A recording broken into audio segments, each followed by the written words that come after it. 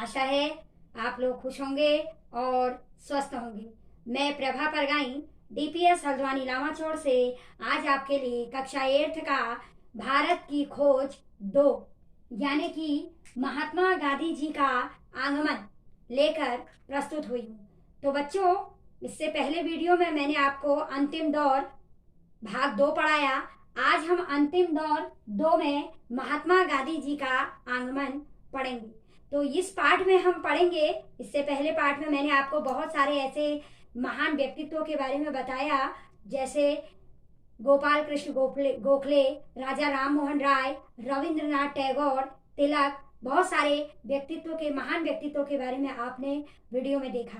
तो आज का जो हमारा वीडियो है वह है महात्मा गांधी जी का आगमन, यानी कि हमारे भारत की जनसंख्या से ही एक व्यक्तित्व सामने आए जिन्हें महात्मा गांधी जी कहा जाता है।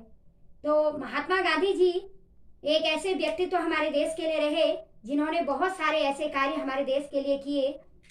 हमेशा ये सत्य और अहिंसा पर विशेष बात करते थे कि सत्य, हमेशा आदमी को सत्य की राह पर चलना चाहिए और अहिंसा के पथ पर हमेशा कार्यरत रहना चाहिए। तो महात्मा गांधी जी के आगमन के बाद भारत में क्या क्या हुआ, क्या क्या परिवर्तन हुए, क्या क्या उन्होंने हमारे देश के लिए योगदान दिए, ये सभी चीज आप इस पाठ में पढ़ेंगे। तो चलते हैं, पढ़ना शुरू करते हैं। अंतिम दौर 2, महात्मा गांधी जी का आगमन। राष्ट्रीय अंतिम दौर 2, राष्ट्रीयता बनाम साम्राज्यवाद, मध्य वर्ग की बेबसी, गांधी जी का आगमन। पहला विश्व युद्ध आरंभ हुआ, राजनीतिक उतार पर था। इसका कारण था कांग्रेस का तथाकथित गरम दल और नरम दल में विभाजन और युद्ध काल में लागू किए गए नियम और प्रतिबंध। अंततः विश्व युद्ध समाप्त हुआ और शांति के परिणाम स्वरूप देश में राहत और प्रगति की बजाय दमनकारी कानून और पंजाब में मार्शल लॉ लागू हुआ। जनता में अपमान की कड़वाहट और क्रोध का आवेश भर गया।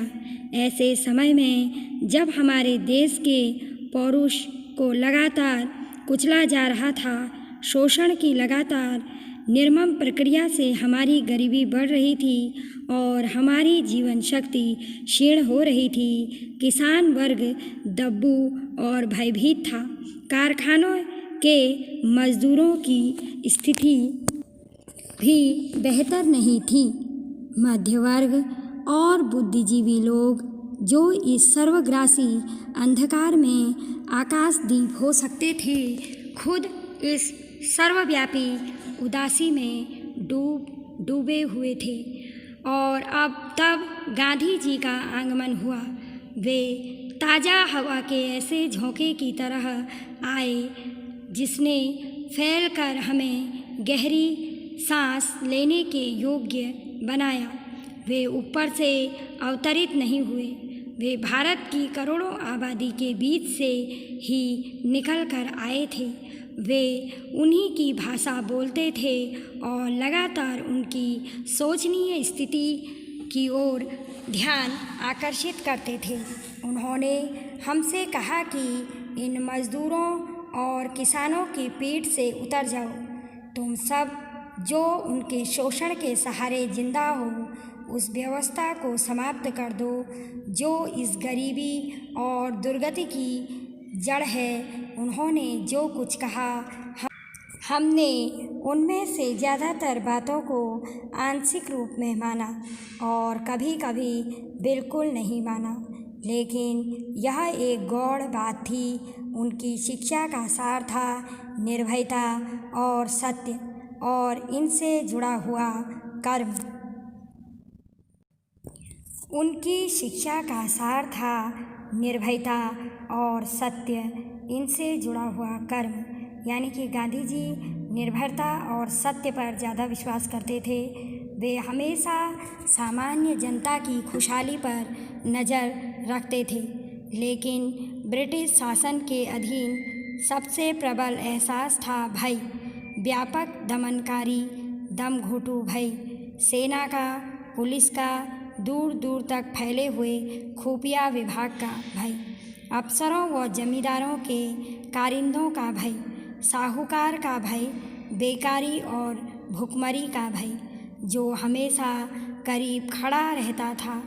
चारों तरफ फैले इस डर के खिलाफ ही गांधी की शांत किंतु दृढ़ आवाज़ उठी, डरो मत। इस तरह लोगों के ऊपर से भय का काला लबादा उठ गया। पूरी तरह तो नहीं, पर आश्चर्यजनक मात्रा में, क्योंकि भय का झूठ से नज़दीक का संबंध होता है। जैसे जैसे झूठ और लुक छिप कर काम करने की ज़रूरत कम होती गई, वैसे वैसे एक व्यापक परिवर्तन दिखाई देने लगा। यह मनोवैज्ञानिक परिवर्तन था। गांधी जी ने भारत में करोड़ों लोगों को अलग अलग मात्रा में प्रभावित किया। कुछ लोगों ने अपने जीवन की पूरी बनावट को ही बदल दिया, कुछ पर आंशिक प्रभाव पड़ा या फिर प्रभाव मिट गया, पर पूरी तरह नहीं। अलग अलग लोगों में प्रतिक्रियाएं भी अलग अलग हुई और हर आदमी के पास इस सवाल का अलग अलग जवाब था। गांधी जी के नेतृत्व में कांग्रेस सक्रिय। गांधी जी ने पहली बार कांग्रेस के संगठन में प्रवेश किया और तत्काल उसके संविधान में पूरी तरह परिवर्तन ला दिया। उन्होंने उसे लोकतांत्रिक और लोक संगठन बनाया। अब उसमें किसानों ने प्रवेश किया और अपने नए रूप में वह एक विशाल किसान संगठन दिखाई देने लगा, जिसमें मध्य वर्ग के लोग संख्या में छितरे हुए थे, लेकिन उनका जोर काफ़ी था। अब उसका खेतिहर चरित्र बढ़ने लगा। औद्योगिक मजदूर भी उसमें आए, लेकिन अपनी व्यक्तिगत हैसियत में, अलग से संगठित रूप में नहीं। इस संगठन का लक्ष्य और आधार था सक्रियता, ऐसी सक्रियता जिसका आधार शांतिपूर्ण पद्धति थी। अब तक जो विकल्प थे उसमें या तो केवल बातचीत करना और प्रस्ताव पारित करना था, अथवा हिंसक कार्यवाही करना। इन दोनों तरीकों को एक तरफ हटा दिया और हिंसा को विशेष रूप से निंदा की गई, क्योंकि वह कांग्रेस की मूल नीति के खिलाफ था। काम करने का एक नया तरीका निकाला गया जो पूरी तरह शांतिपूर्ण था, लेकिन जिस बात को गलत समझा जाता था उसके आगे सिर झुकाना मंजूर नहीं किया गया। परिणाम स्वरूप इस प्रक्रिया में होने वाली जो पीड़ा और कष्ट थे उन्हें खुशी से स्वीकार किया गया। गांधी जी विचित्र प्रकार के शांतिवादी थे। वे गतिशील, ऊर्जा से भरे सक्रिय व्यक्ति थे। उन्होंने न कभी भाग्य से हार मानी, न ऐसी बात के सामने सिर झुकाया जिसे वे बुरा समझते थे। उनमें मुकाबला करने की भरपूर शक्ति थी। वे ऐसा शांतिपूर्ण और शिष्ट ढंग से कार्य करते थे। सक्रियता का आह्वान दोहरा था। जाहिर है कि विदेशी शासन को चुनौती देने और उसका मुकाबला करने की सक्रियता तो थी ही, अपनी खुद की सामाजिक बुराइयों के विरुद्ध लड़ने की सक्रियता भी थी। कांग्रेस के मुख्य आधार थे राष्ट्रीय एकता, जिसमें अल्पसंख्यकों की समस्याओं को हल करना और दलित जातियों को ऊपर उठाने के साथ छुआछूत के अभिशाप को खत्म करना शामिल था। गांधी जी ने अंग्रेजी शासन की बुनियादों पर चोट की। उन्होंने कहा कि खिताब छोड़ देने चाहिए। गरचे कम लोगों ने खिताब छोड़े, लेकिन अंग्रेज़ों द्वारा दिए गए इन खिताबों के लिए आम जनता में इज्जत समाप्त हो गई और ये पतन के प्रतीक बन गए। नए मापदंड और मूल्य स्थापित हुए। वायसराय के दरबार और रजवाड़ों की शान शौकत जो इतना अधिक प्रभावित करती थी, बेहद उपहासास्पद, अभद्र और शर्मनाक लगने लगी, क्योंकि वह आम जनता की गरीबी और कष्टों से घिरी हुई थी। धनी लोगों ने भी कम से कम ऊपरी तौर पर उनमें से बहुतों ने सादा रहन सहन अपना लिया। वेशभूषा में उनमें और मामूली लोगों में कोई अंतर नहीं रह गया। कांग्रेस के पुराने नेता जो एक अलग और ज़्यादा निष्क्रिय परंपरा में पले थे, इन नए तौर तरीकों को आसानी से नहीं अपना सके और आम जनता की इस उठान से उन्हें परेशानी हुई। लेकिन जो हवा पूरे देश में बही, इन लोगों में भी उसका नशा तक भर गया। ऐसा कहा जाता है कि भारतीय मानस मूलतः निवृत्ति मार्गी है, पर गांधी जी इस निवृत्ति मार्ग के एकदम विपरीत थे। भारतीय जनता की निष्क्रियता के विरुद्ध संघर्ष करने और उसे बदलने के लिए जितना काम उन्होंने किया, किसी दूसरे ने नहीं किया। उन्होंने हमें गाँवों की ओर भेजा और कर्म के इस नए संदेश को ले जाने वाले अनगिनत दूतों की गतिविधियों से देहात में चहल पहल मच गई। किसानों को झकझोरा गया। हम लोगों पर प्रभाव दूसरे ढंग का था।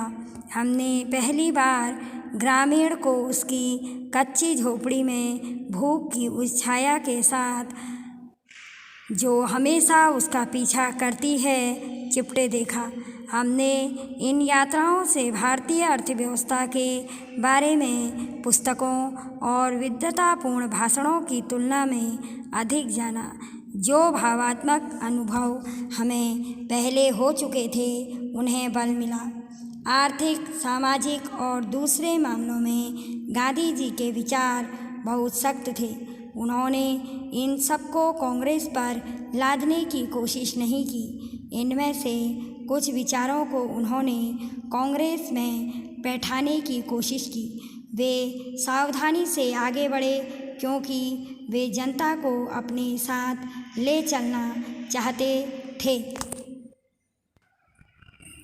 लोगों ने उनके सभी विचारों को स्वीकार नहीं किया।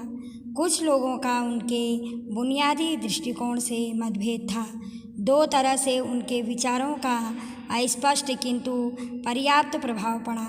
हर बात की बुनियादी कसौटी यह थी कि उससे आम जनता का भला कहाँ तक होता है, और दूसरे यह कि लक्ष्य भले ही सही हो, लेकिन साधन हमेशा महत्वपूर्ण होते हैं और उनकी अनदेखी नहीं की जा सकती। गांधी जी मूलतः धर्मप्राण व्यक्ति हैं। वे अपने अंतरंग की गहराइयों तक हिंदू हैं, लेकिन धर्म संबंधी उनकी अवधारणा का किसी सिद्धांत, परंपरा या कर्मकांड से कोई संबंध नहीं है। उनका बुनियादी सरोकार उन नैतिक नियमों में उनके दृढ़ विश्वास से है जिन्हें वे सत्य या प्रेम के नियम कहते हैं। सत्य और अहिंसा, इन दोनों शब्दों को वे एक ही अर्थ के लिए बदल कर इस्तेमाल करते हैं। उनका दावा है कि वे हिंदू धर्म की मूल भावना को समझते हैं। उन्होंने हर उस सिद्धांत और व्यवहार को नामंजूर किया है जो उनकी आदर्शवादी व्याख्या से मेल नहीं खाता था।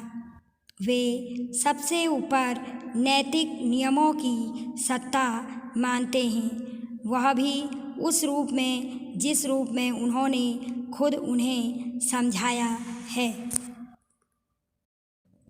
जीवन के अन्य पक्षों को ही की तरह औसत आदमी के लिए इससे राजनीति में परेशानी और अक्सर गलतफहमी पैदा होती है, लेकिन कोई बाधा उन्हें अपनी पसंद के सीधे रास्ते से नहीं हटा पाती, क्योंकि एक सीमा के भीतर वे बराबर अपने को बदलती हुई स्थिति के अनुरूप ढालते चलते हैं।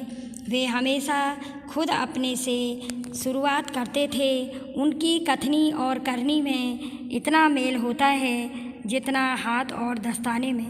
जिस भारत को वे अपनी इच्छाओं और आदर्शों के अनुरूप ढालने जा रहे थे, उसके बारे में उनका विचार था, मैं एक ऐसा भारत के लिए काम करूँगा जिसमें गरीब से गरीब व्यक्ति भी यह महसूस करेगा कि यह उसका देश है, उसके निर्माण में उसकी आवाज़ प्रभावी है।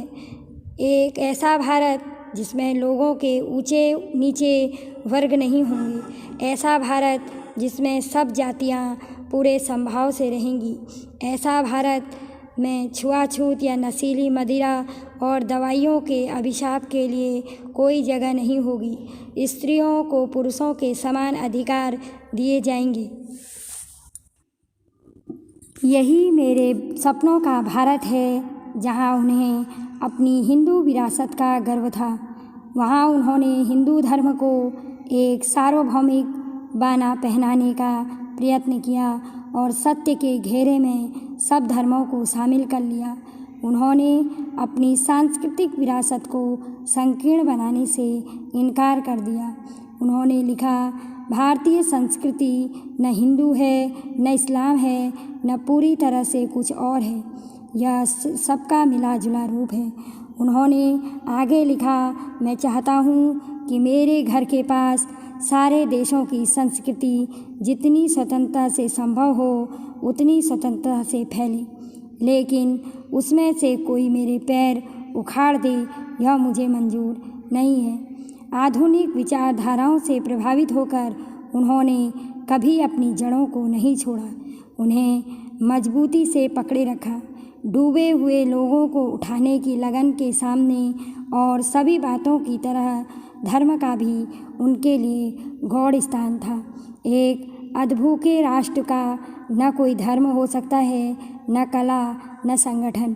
करोड़ों भूखे मरते लोगों के लिए जो कुछ भी उपयोगी हो सकता है, वही मेरे लिए सुंदर है। आज हम सबसे पहले ज़िंदगी की ज़रूरी चीज़ें दें और उसके बाद जीवन के लिए शोभा की वस्तुएं और अलंकार अपने पास आ जाएंगे।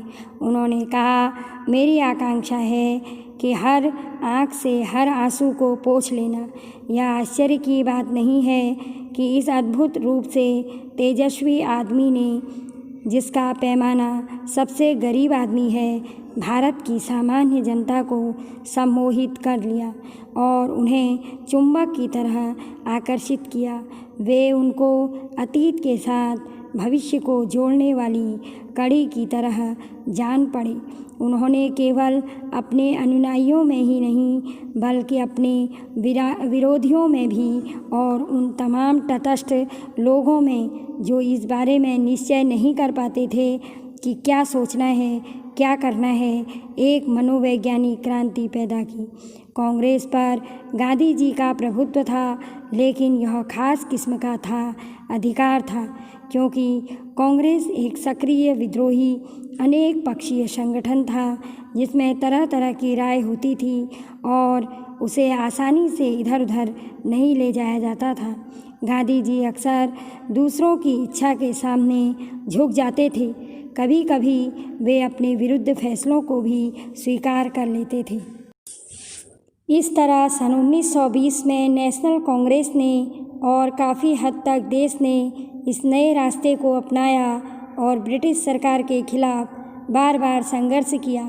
एक के बाद दूसरा सविनय अवज्ञा आंदोलन हुआ और उसके कारण बहुत कष्ट उठाने पड़े, लेकिन इन मुसीबतों को चूँकि खुद आमंत्रित किया गया था, इसलिए उनसे शक्ति ही मिली। जब सविनय अवज्ञा आंदोलन जारी नहीं रहा था, तब भी भारत में ब्रिटिश सरकारी तंत्र से असहयोग जारी था, गर्चे उसका आक्रामक चरित्र समाप्त हो गया था। अल्पसंख्यकों की समस्या मुस्लिम लीग मोहम्मद अली जिन्ना, जिसे सांप्रदायिक समस्या कहा जाता था, वह अल्पसंख्यकों के अधिकार के साथ इस तरह तालमेल बैठाना था ताकि उन्हें बहुसंख्यकों के खिलाफ पर्याप्त संरक्षण मिल सके।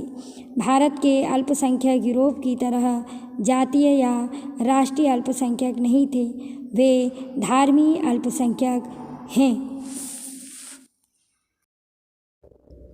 जातीय दृष्टिकोण से भारत में एक विचित्र मिश्रण है, पर जातीय सवाल भारत में न कभी उठे हैं न उठ सकते हैं। धर्म इन जातियों विभिन्नताओं के ऊपर है। जातियाँ या तो एक दूसरे में मिल जाती हैं या उनमें अंतर करना कठिन होता है। जाहिर है कि धार्मिक दीवार स्थायी नहीं होती और जो व्यक्ति अपना धर्म बदलता है उसकी जातीय पृष्ठभूमि या उसकी जातीय और भाषिक विरासत नष्ट नहीं हो जाती, परंतु राजनीतिक मामलों में धर्म का स्थान सांप्रदायिकता से ले लिया है।